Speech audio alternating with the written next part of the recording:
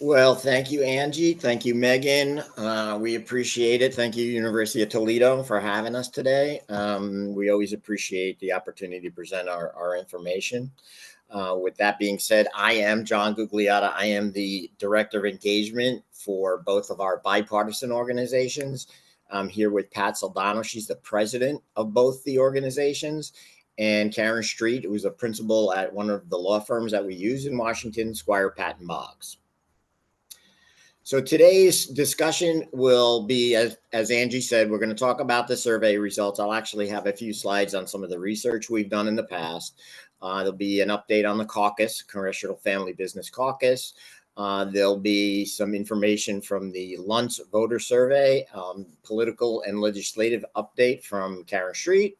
And then we'll go through what our priorities have been so far this year and give you an idea of where we are with some of them. I'll just ask Pat to hold that for a second so I can give you a little bit more information about who we are as an organization. Family Enterprise USA promotes and advocates for generationally owned family businesses and their lifetime of savings in the United States. We work with all sizes of family businesses, and we work at a national level with all industries. Just to give you a little background very quickly, it was founded by a family in Minnesota in 2007. It is a 501c3 organization. It's known for the survey, and it's also known for the research that I'm about to show you. We work on economic and tax policy that affects the families of those businesses, and we work with about 20 trade associations and about 30 of these wonderful family business centers like the University of Toledo. Policy and Taxation Group is the voice of family offices and financially successful individuals. We work on critical tax and economic issues affecting those two groups. It was founded in 1995 by Pat Soldano to reform or repeal the gift, estate, and generation skipping tax, although the mission has expanded recently, and now we look at all critical tax and economic issues that could possibly affect family offices and successful families. As you can imagine, it works very closely with Family Enterprise, and it's supported by family offices and successful individuals. So with that, I'll go into the data, the research. And Pat, you can go to the next slide. That'd be great.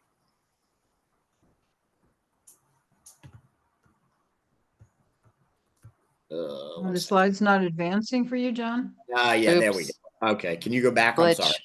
Yeah. Glitch. There we go. Thank you. Yeah, no, it's working now. 30. So we did some research, and this is part of some of that research. This is not the survey. So we found that there are over 30 million family businesses in America. Represent about 87% of the businesses are family owned in the United States. They generate over 80 million jobs. That's 59% of the private sector workforce. It's 54% of the GDP, which is about $8 trillion. So pretty powerful numbers when you look at them. And these are the numbers, obviously, that we take to Washington, as Angie mentioned, when we go to the Hill. So this is the survey. We do it every year, and every year we bring it to Congress. It's communicated and distributed accordingly, because this is the basis for the work that we do. EY is the Platinum Plus sponsor for the survey. We thank them for backing the survey every year. I want to also give a big shout out to all the family business centers. As Angie mentioned, I know she's very competitive and gets all of you guys to respond. So we appreciate it. We also appreciate all the sponsors and the trade associations that help us get the survey out. So thank you to all of you. We don't have a survey without you. So when you get that notice in December, please, please, please take the survey. We appreciate it. So we had 730 respondents. The coverage was great, about 45 states.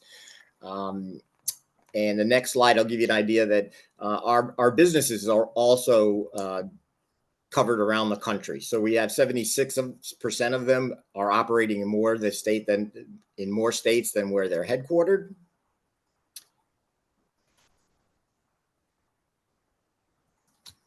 There we go. So two of the first slides, we only have one of them here just for brevity, but we want to make sure we have the right person taking the survey. So we asked about, do you own or manage or be operating family business? And you could see 83% here with the sole or majority owners. The other slide that's not included is we ask, what is your title? And usually it's in the 90 percentile that it's a C-level executive. So we're very confident that we have the right person taking the survey. These three buckets of manufacturing, construction, and real estate regarding principal industry have not changed since I've been doing this with Pat. They've remained the top three industries.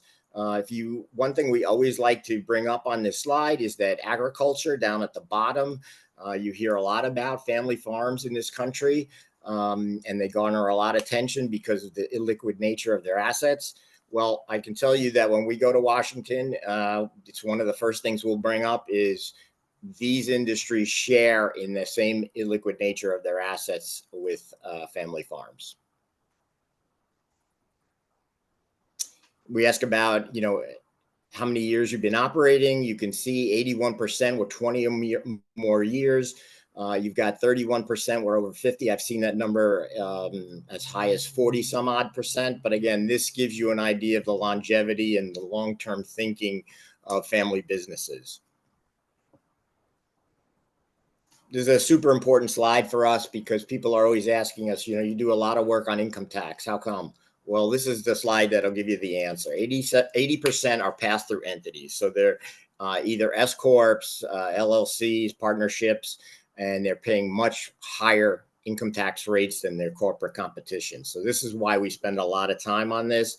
And I'm sure Pat and Caren are going to talk about income tax and how it's being legislated now with TCJA.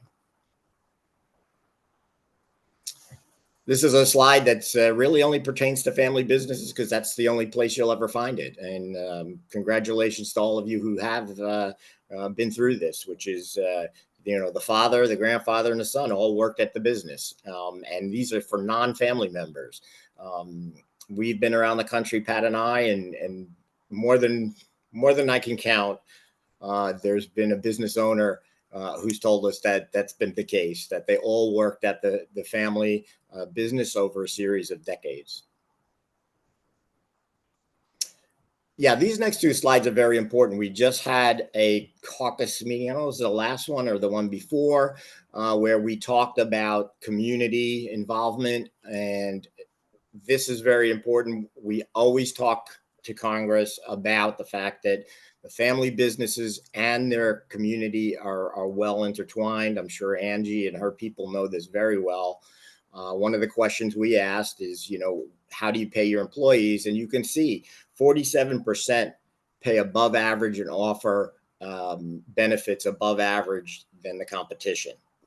And then the next slide you'll see is what percentage it goes to local charities. And so you have 72% of the respondents gave 60% or more locally. So again, here's that connection and that bond between the community and these family businesses. So very important and very important for us to convey to lawmakers. With that, I'm going to turn it over to Pat. Well, thanks, John. Before we get into the policy overview of the survey, I'm just going to ask Angie, are there any questions or comments anyone like to make at this point? No. Okay. And we're fine if you want to interrupt us throughout this presentation. We don't have a problem with that. So just break in. So in terms of the survey, what we found is that the top tax policy for family businesses continues to be income taxes, even more important to them this year, as you can see in 2025 than it was in 2024. Estate tax comes in second again, and then capital gains tax. But we have this wealth tax at the bottom of the screen that's 5% of the family businesses believe is their highest tax policy concern. This has gone away a little bit in this session of Congress, but last session of Congress, there was legislation introduced to tax assets, to tax wealth, to tax family businesses. and to tax unrealized gains. So we were very concerned about that. We continue to be concerned, but as I said, that seems that focus has gone away. What kind of policy is most important to them as it relates to the estate tax, the increase in the exemption, or maintaining the exemption where it is right now at around 13 million is most important, but very close is repeal. Repeal's actually gone up from last year. I think that's because people may think, since the Republicans tend to promote repeal and they're in charge of the House and the Senate and the White House right now, maybe there's more of an opportunity to do that. I suspect that's not in the cards because unfortunately it costs $500 billion to repeal the estate tax, and there's not $500 billion available, as probably most of you know. There is a possibility that the rate would be reduced from 40% to 20% through Policy and Taxation Group. We've actually had legislation introduced in the House, bipartisan legislation, that does exactly that. We've introduced it the last 3 sessions of Congress. Unfortunately, it doesn't have legs right now, but when there's a compromise or discussion about compromise, we believe this would be a great placeholder. Tax economic priorities, top economic priorities as distinct from tax priorities. The federal deficit is what family businesses are most concerned about. They understand the effect that debt has on the country and on their businesses. And so it's even higher than it was last year, as you can see. Income tax, number 2, reducing regulations because family businesses are so overregulated. And then the estate tax, either elimination of it or reduce, is coming in 4th. We asked family businesses because members of Congress wanted to know, what if they had more money and they weren't paying as much in taxes? What would they do with that money? Well, you can see that 88% of them said they would either give more to their employees or invest more in their businesses. And only 4% said they would actually distribute the money out to themselves. So this is a real eye-opener for members of Congress because they assumed that they would just distribute the money to themselves. And as you can see, the opposite is the case. Tariffs is something we've never asked about before. This survey was done in the early part of this year, late December, early January, early February. And that's when it'll be done again. So I would echo Angie's comments. When you get the survey, please, please answer it. We need your input. Without it, we can't bring this information to members of Congress. But tariffs are a big concern. While 56% of them haven't been subject to tariffs, 44% were, and we've just pulled this, and those percents have actually flipped. Now that people are seeing some of the tariff policies, more of them are actually concerned and subject to the tariffs. We were fortunate enough to get Congress to form a Congressional Family Business Caucus in the last 2 sessions of Congress. It's being reconstituted again in this session of Congress. There has never been a family business caucus before. It's very, very important to get the message out to members of Congress as well as voters. They don't understand what you do in your businesses. They need to understand it. And this caucus is your voice. We organize 3 caucus meetings a year, March, May, and September. We bring family business owners to the Hill. We have this caucus meeting in which we have a panel of family business owners talk about the theme. And the theme for September 17th is going to be longevity and legacy. So if you have a business and you're interested in coming to this event, please let John know. We want to have as many family businesses in the room as possible. The goals of this caucus are educational, and it is bipartisan, which is critically important. We wouldn't have Democrats and Republicans on this caucus if it wasn't bipartisan. Last session of Congress, 45 members. This actually went up to 50, but 5 of those members have lost their seats. So once this is reconstituted, we should have about 45 members of the caucus, and about 40% of those are Democrats. So we're really excited about that. I'm now going to talk about the Lund survey that we did in March of this year. Frank may have talked to you about this somewhat when he was there in April. Before I get into that, I'm going to assume we have no questions, Angie, otherwise you would have let me know. I did. There was one quick question. Was debt always the #1 concern at the last few times you've done the survey, or is that recent? Great question. It was actually number 2 last year. So having it number 1 just really impresses on members of Congress how important debt is, the concern that family businesses have around debt. So thanks for that question.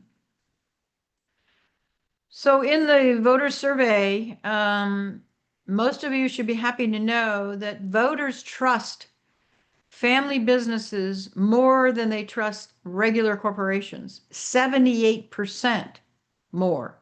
So voters really trust and like family businesses.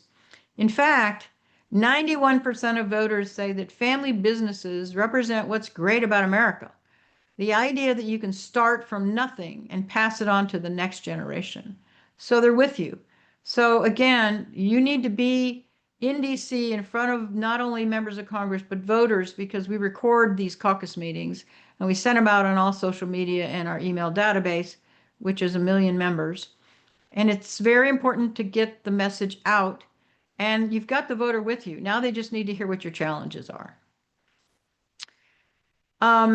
Interesting that there is this movement, as we talked about a little bit earlier, around taxing the wealthy, disturbingly so. And this means family businesses.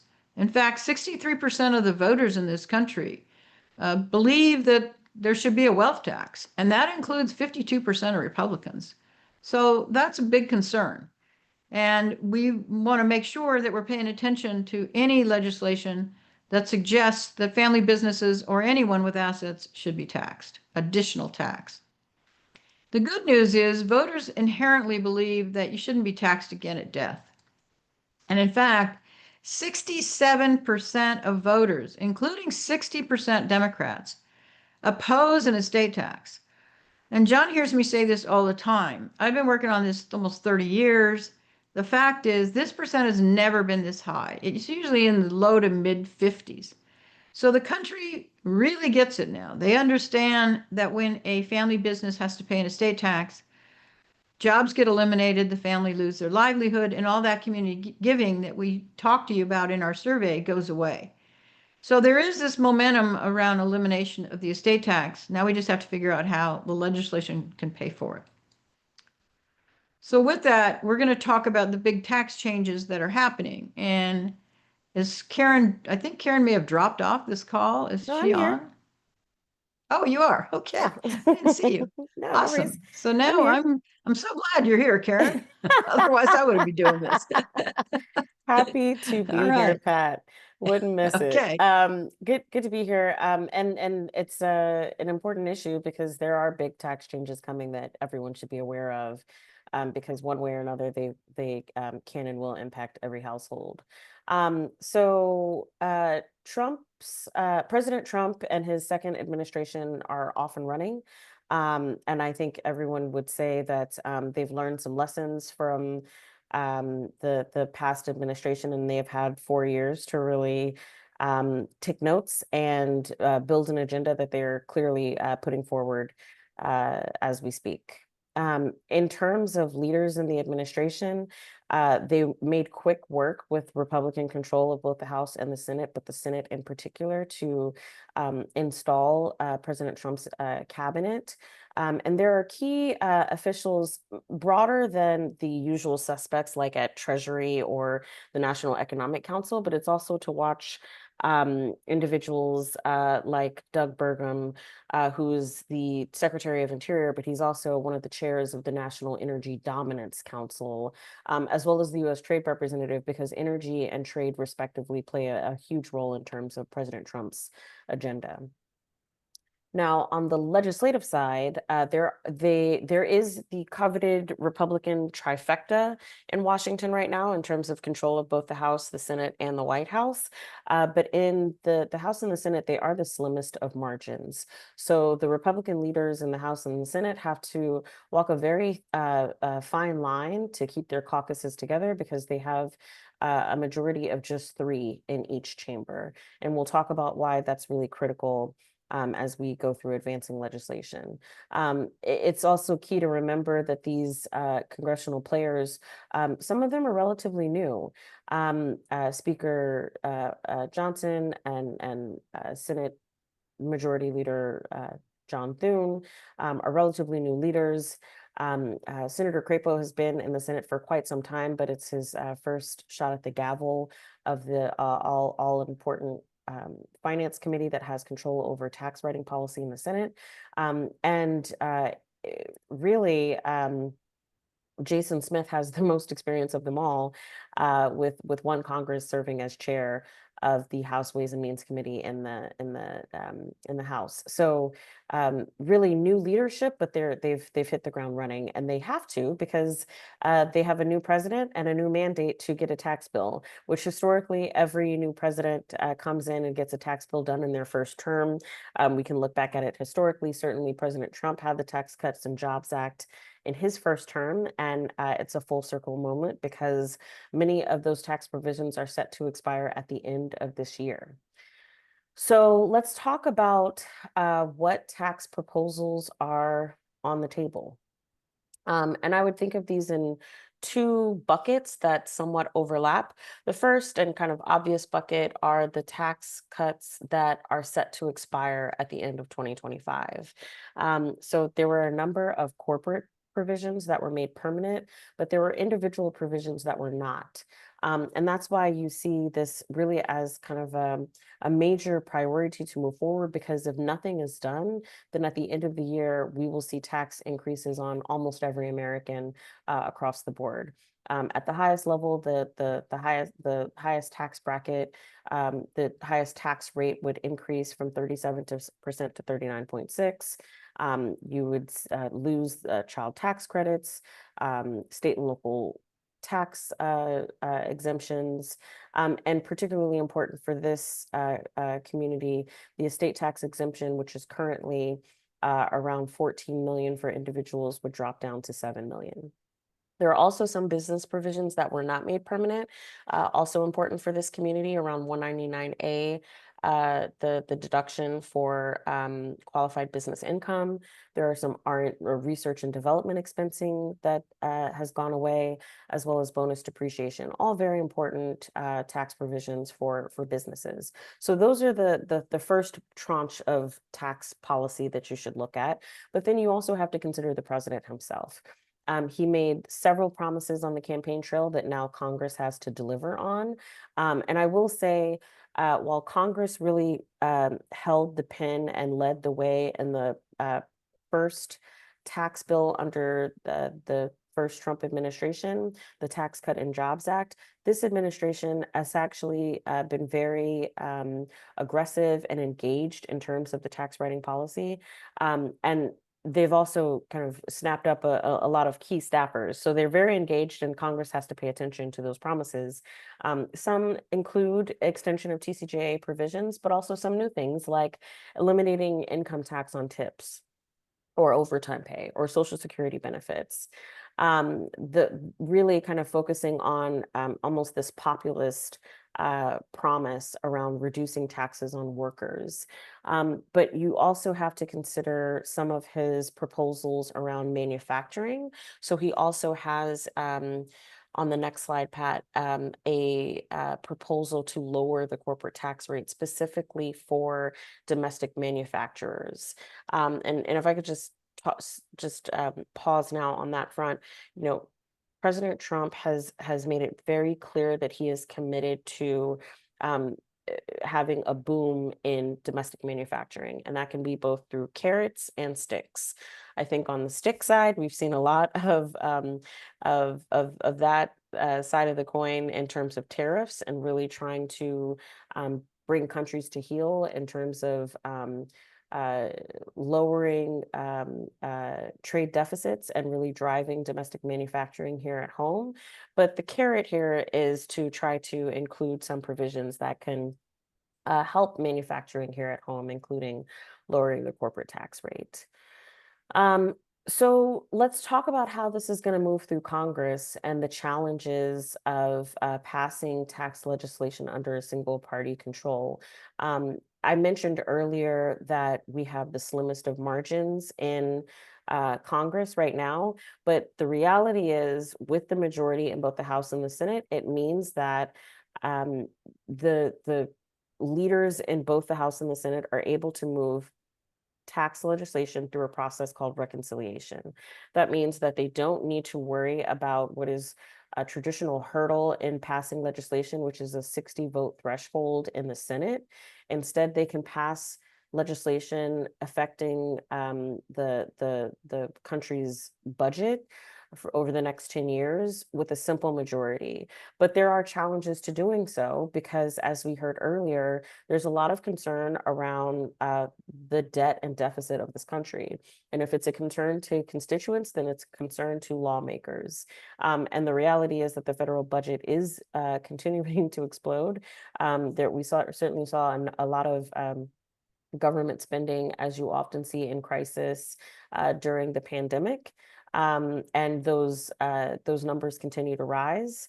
The debt limit is also an issue of concern because as we spend and spend and spend, we hit the statutory debt limit, and Congress is required to raise the debt limit. At this point, it's set to we're expected to hit the debt limit somewhere around mid-August. And in order to increase that debt limit, currently it is riding along the same legislation that includes these tax proposals. So that is the expectation, but it also puts a tight timeline on moving forward with legislation. And it's costly legislation. Extending TCJA alone would cost somewhere around $4 trillion over the next 10 years. And that's just TCJA. That doesn't include some of those provisions I talked about in terms of the president's priorities. So what does the GOP do in terms of figuring out, okay, how do we pay for this?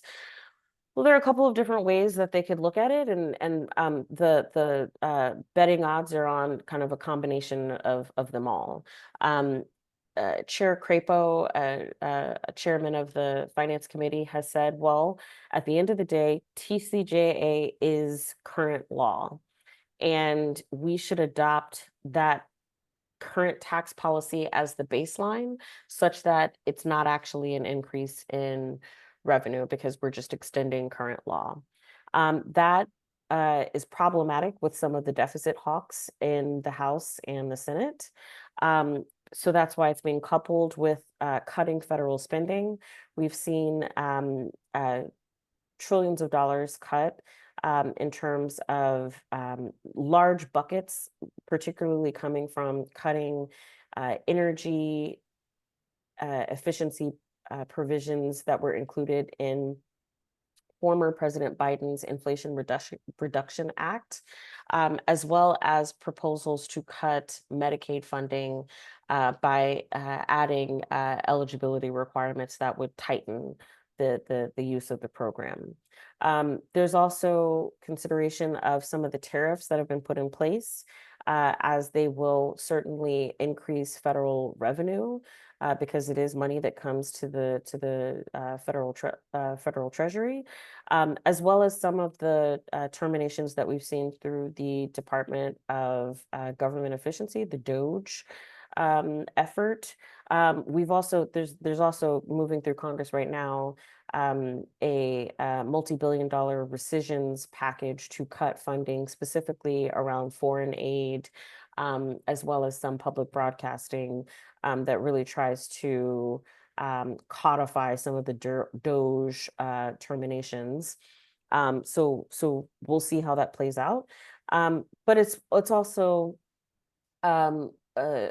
likely to be a combination of many of these things, as well as considering the fact that by cutting certain taxes, it ultimately leads to economic growth, and that can then help offset the policy themselves. On the next slide, we just want to flag and really put a fine point on tariffs. This is not going away. We've certainly seen some extensions and pauses. There is a lot of litigation going on. But at the end of the day, I think it's important to remember that President Trump was very keen on using tariffs in his first administration, and he's only tightened and really kind of honed that skill going into the second administration. They are viewing tariffs not just from the standpoint of trade deficits and economic policy, but also as a tool to ensure that countries are aligning themselves with certain U.S. priorities and national interests. Particularly looking at the example of Canada and Mexico around the flow of fentanyl into the US or the flow of illegal immigrants crossing the border. But I would also even think of it in terms of threatening to impose tariffs on Colombia for refusing to accept planes of deported migrants to Colombia. The administration will certainly continue to use these tariffs as a means of enacting change, and it's something that we should all watch because ultimately it will impact business expenses. There are some other tax increases that have been bandied about, possibly increasing the corporate tax rate. And I think it's important to keep this in the context of how this package all comes together. At the end of the day, you have to pass a reconciliation package that both the House and the Senate can stomach. And at the end of the day, there are going to need to be offsets to pay for it. And there was some talk early on about raising the corporate tax rate. That's probably unlikely. There was talk of a corporate SALT limitation, which the Senate has been opposed to.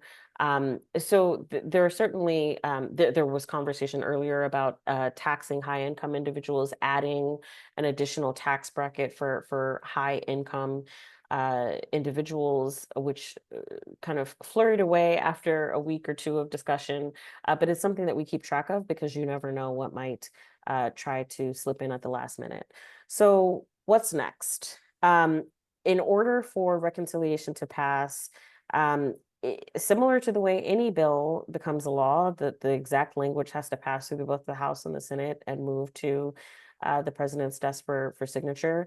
The House and the Senate have dueling reconciliation packages because at the beginning, they had dueling reconciliation instructions.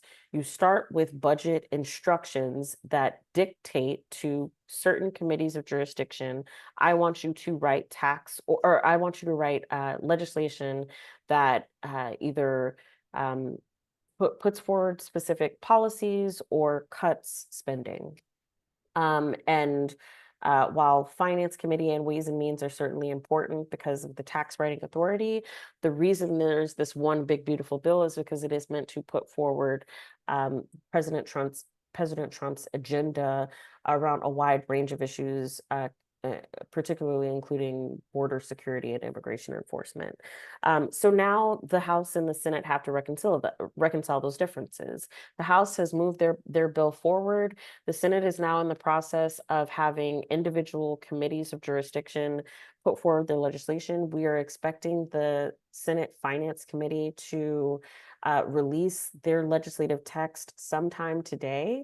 Chairman Crapo is supposed to be briefing the Senate GOP caucus at 6 p.m. this evening after votes, and we expect that the legislative text would come out sometime thereafter.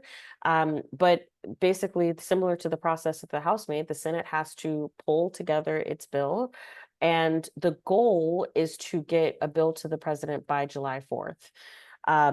There are questions as to whether or not that's going to happen. The real deadline is September, but there is again that debt limit ceiling that will hit sometime in August. In terms of what's in the bill, there are a number of reconciliation tax cuts, certainly an extension of TCJA, business extenders, some of those proposals I mentioned around President Trump's campaign promises, as well as reconciliation offsets, spending cuts, the repeal of IRA provisions, and some of the efforts to reduce the deficit. And we have to reconcile these differences between those tax cuts that we want to impose, as well as the offsets to pay for them. So we'll see what happens, particularly over the next 3 days. This is a very important week for the Senate as they start to release text, and will give us a clear sense of what the rest of the summer will look like. And with that, I'll turn it back to Pat, and we'll have a little back and forth on some of the priorities that were included in the bill as of late. Thanks, Caren. Yeah, so let's talk about some of these legislative issues that Karen's discussed and what the focus of Family Enterprise USA and Policy and Taxation Group is. So, Caren, we had a goal of not taxing or not having the top income tax rate change from where it currently is. Where are we on that? Check. The 37% rate is retained as of today. That's awesome. So also no increase in the estate tax rate or no reduction in the lifetime exemption. Actually, we went beyond our mandate there. The exemption was actually raised to 15 million. And then we didn't want to increase in the top of the capital gains tax rate either. Check. No change. And prevent the elimination of 199A, that 20% deduction that's so important for pass-through businesses. Again, we went above and beyond and increased the deduction to 23%. And then restoring R&D expensing and bonus depreciation, which really has had bipartisan support in the last session of Congress and is so important to family business owners. It is, and agreed on the bipartisan support there. And I think if everything fell apart and we had to go to a bipartisan effort, that is certainly something that would hit the mark. The chairman's mark in the House included bonus R&D and bonus depreciation effective retroactively to January of this year, 2025. Okay, so like-kind exchange is very important to a lot of family businesses, especially those in the real estate industry. Where do we stand on that? There's no repeal of those exchanges in the bill that passed through the House. Then we talked about the establishment of a wealth tax and how concerning that was to family businesses and others, as well as this surtax on income that you mentioned a little bit. What's the status of that? So there's no wealth tax in the House bill, but there is still some talk of a surtax on income, which we are trying to engage with members to ensure that they understand how that impacts family-owned businesses. Hey, Pat, can you go back to number 6 and explain what like-kind exchanges are? Sure. So I'll let Caren do that because she can explain it in the legislative sense. But if you're in real estate, you absolutely know what like-kind exchanges are. Go ahead, Caren. Well, it allows taxpayers to exchange their business or investment property for other business property. So you don't have to worry about a gain or a loss in the exchange. Thank you. Let's talk about valuation discounts. Well, this isn't something Congress necessarily has to do. This can be done through Treasury, as we've learned in the past. But where are we around discussions about elimination valuation discounts for family-related businesses? There is no provision included in the House bill. Okay, and then elimination or changes to grantor trusts. Again, this was discussion that was going on in the last session of Congress, was very concerning to many family business owners. What's the status of that now?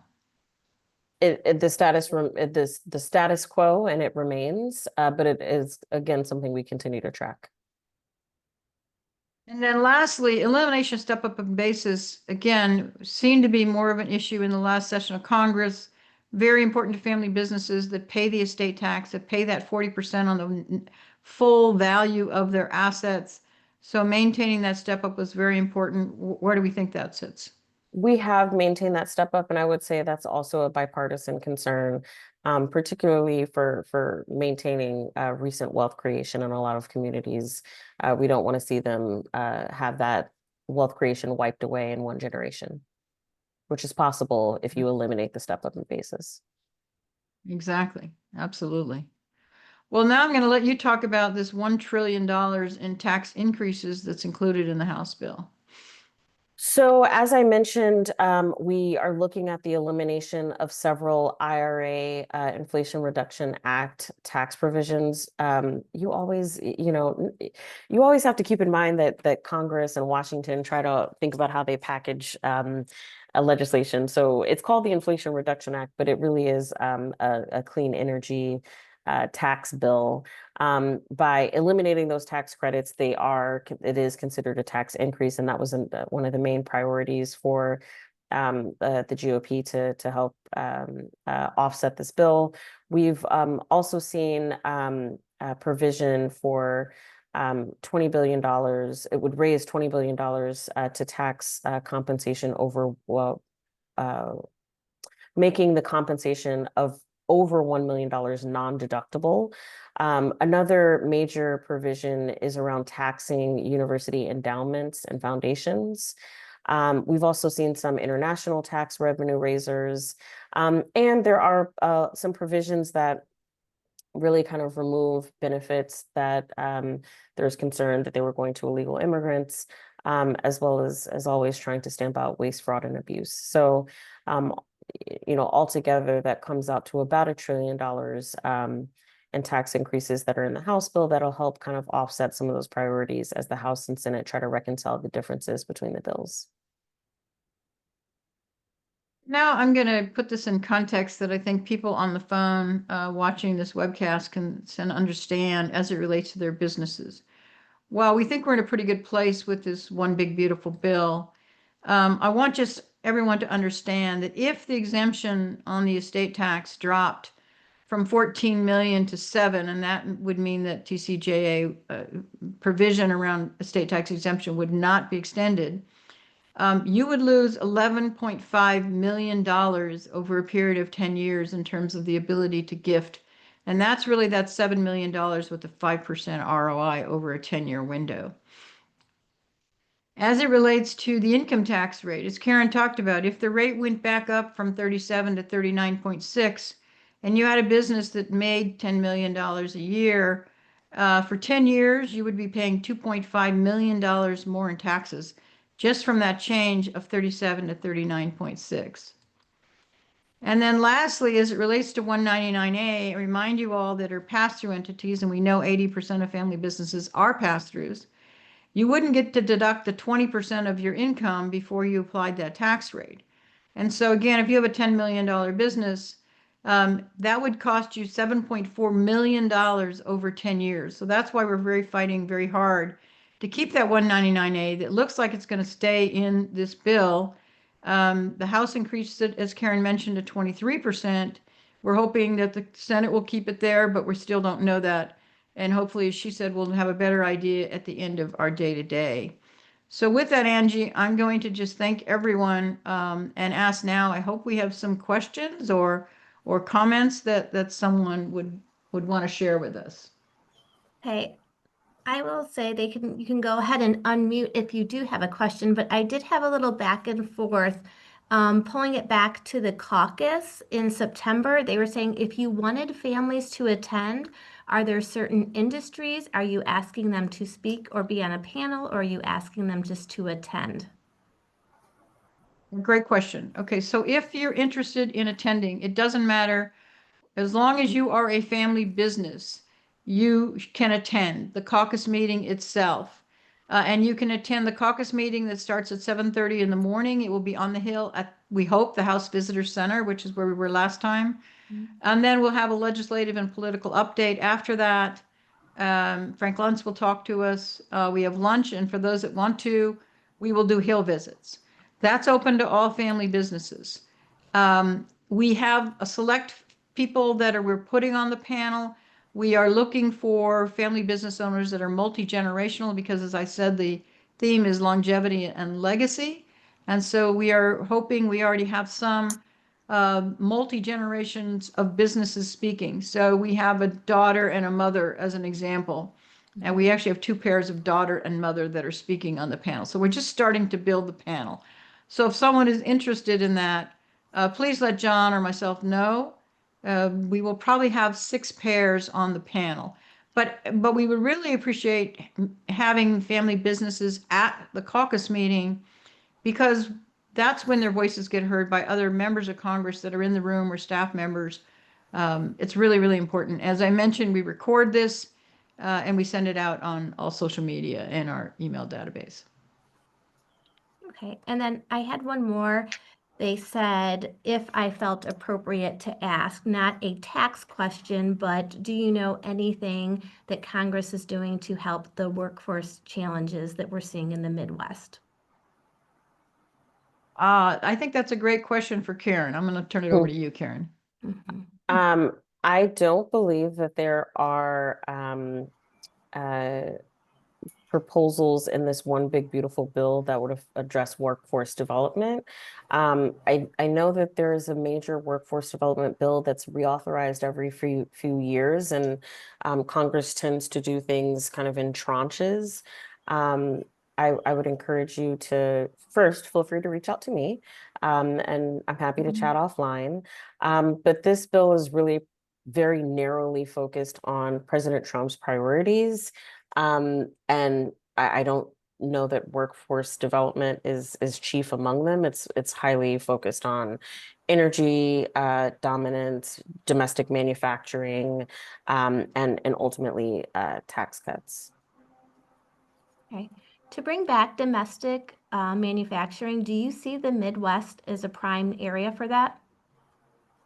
I see any location where you are able to source your components completely from the US, because that's one of the components of the domestic manufacturing provision. It's that your supply chain needs to be completely domestic. So I could certainly see the Midwest being, kind of like driving the way, especially where you can find a workforce that is viable and easily retooled. But ultimately, it's going to come down to the specifics of, can you pull together a supply chain that is completely domestic?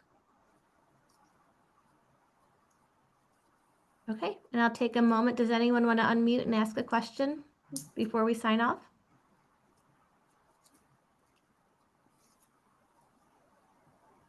I'll just jump in and say one thing. Like, as we were on this call, I got a notification that the Senate is going to gut the state and local tax deduction. That was a linchpin for members in the House to get that bill through their chamber. And the challenge there is you have a lot of members in very competitive districts, Republican members in blue states like California and New York and New Jersey, who are fighting this fight because it's one of the key things that they're running on and that they need to be able to deliver for their constituents. But the reality is the numbers don't add up the same way. There are no Republican senators in New Jersey or New York or California in the Senate. So it really is this push and pull. And we're probably just barely midway through this process. So stay So tuned. Caren, when you say it was gutted, did they just reduce the They were cap back down to 10,000? Back down to 10,000 Okay. is the proposal that they're putting forward. But they can't ping pong this bill back and forth from the House and the Senate. They really need to kind of have it pre-negotiated. So I would not be surprised if we start to see, tweets or X posts, whatever you want to call them, and statements from, some of those really key members in the House to say, no, this is my stand, and to really push the White House to negotiate with Senate GOP to make sure that they get them to a place where it's some type of compromise. So this certainly could be posturing from the Senate to say, hey, we're telling you this doesn't, 40,000, a quadrupling of the limitation does not fly in the Senate. So maybe we'll find a middle ground. But it is fascinating to watch it all unfold.